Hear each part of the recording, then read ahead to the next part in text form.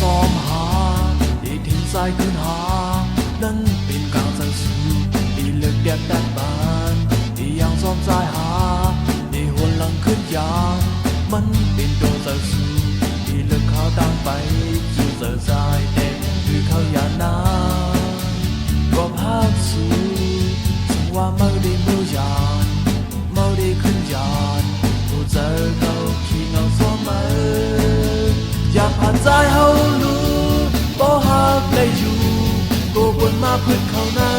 ที่เกฮักเขาสองก็บอกอ่อนเนาอกใจอ่านไว้ผู้สู่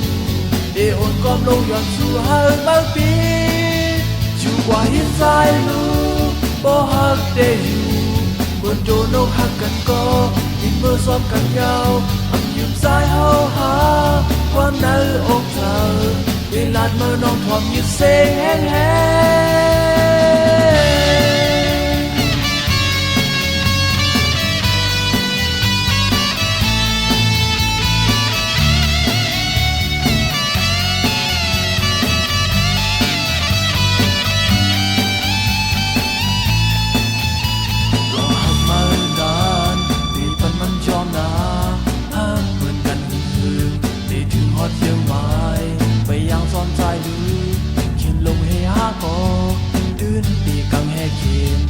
บันเมื่อทุกที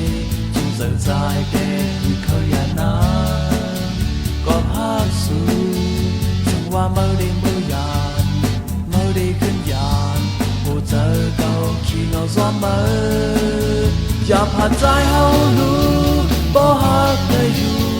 ผู้เปิดมาเพิ่งเข้าเนินที่เกฮักเขาสองก็บอกอ่อนเนื้ออกใจอ่านไว้ผู้สู่เดอ่อนกอมลงย้อนสู่หาบางปีกว่าหินทรายรู้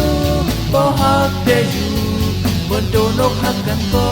นินมือซ้อมกันยาวทำยืมสายเฮาหาความในอกเธอดีลันเมื่อน้องทอมยืดเสียงแห้งเฮาฮักสู่